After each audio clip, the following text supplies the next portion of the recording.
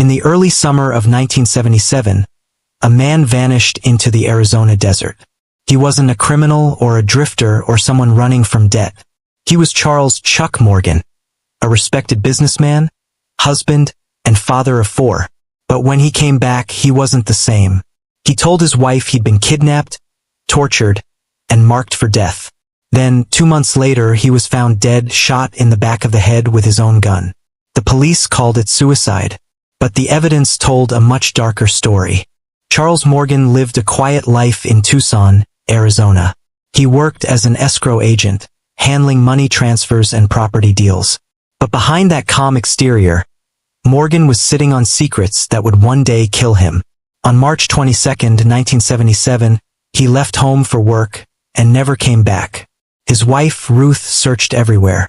No trace, no call. 3 days later, in the dead of night, she heard a knock on the door. It was Charles, barefoot, disoriented. He couldn't speak. His throat was covered in adhesive tape. In his trembling hand, he held a notepad. On it, he wrote, "They took my ID. They coated my throat with a chemical. It will kill me if I talk." He begged her not to call the police, saying, "If you do, we'll all be killed." Over the next few days, Charles slowly recovered. But he became paranoid. He told his wife he'd been working for the U.S. government as a secret agent involved in undercover money transactions.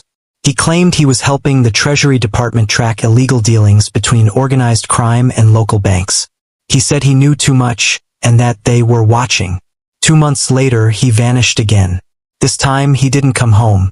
11 days later, his body was found 40 miles outside Tucson, in the desert. Charles was wearing a bulletproof vest and his own gun was beside him. He'd been shot once in the back of the head. In his car, investigators found bizarre clues.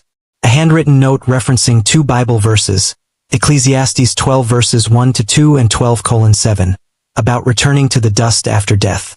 A $2 bill folded and stapled to the note, covered in strange symbols and names. Hand-drawn maps showing nearby airports and gold mines. In his waistband, a clip held a piece of paper with written directions to where his car would later be found.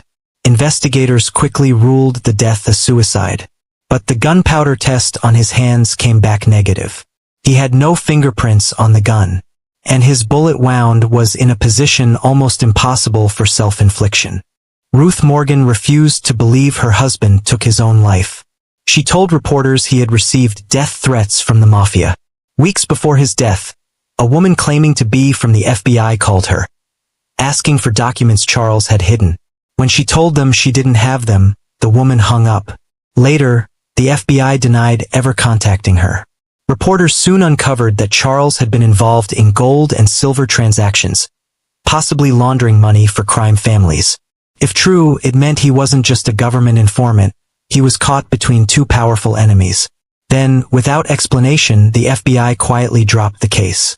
Officially, Charles Morgan's death remains undetermined. To this day, no one knows who killed Charles Morgan or why. Some believe he faked his own death. Others claim he was silenced after uncovering financial corruption at the highest levels. What's left are fragments. A coded bill, a Bible verse, and a family still haunted by unanswered questions.